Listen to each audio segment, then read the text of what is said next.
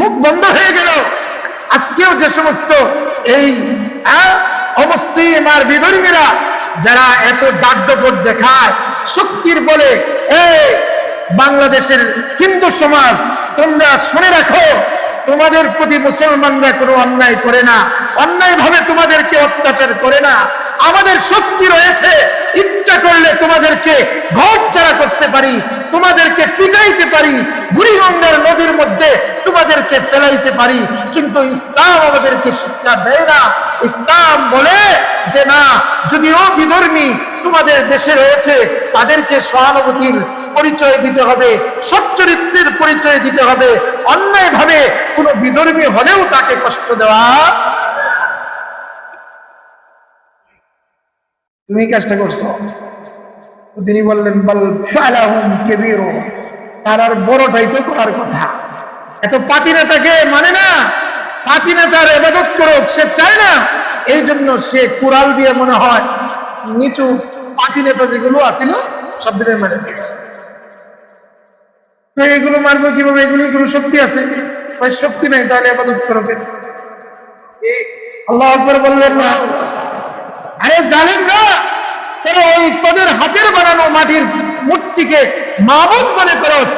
আরে ওই মাবুদ তো কিচ্ছু করার ক্ষমতা নাই, কারো ভালো করার ক্ষমতা নাই, কারো ক্ষতি করার ক্ষমতা নাই, করে দেখা।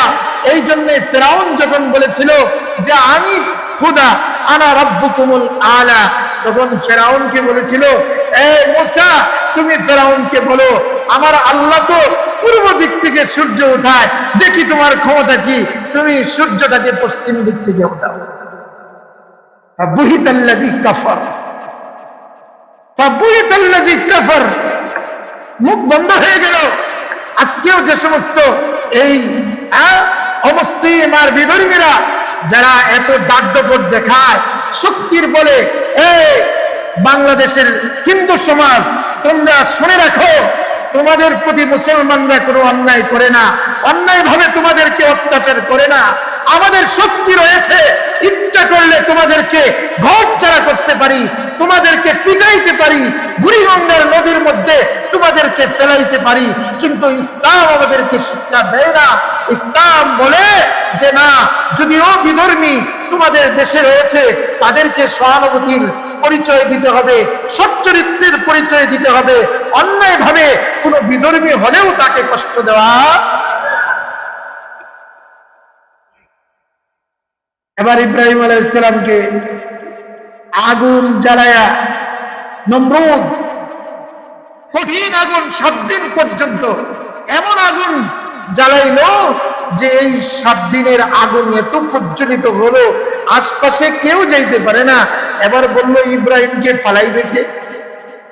কারণ যেই ফেলাইবে সেই তো আপনার জ্বলে যাবে।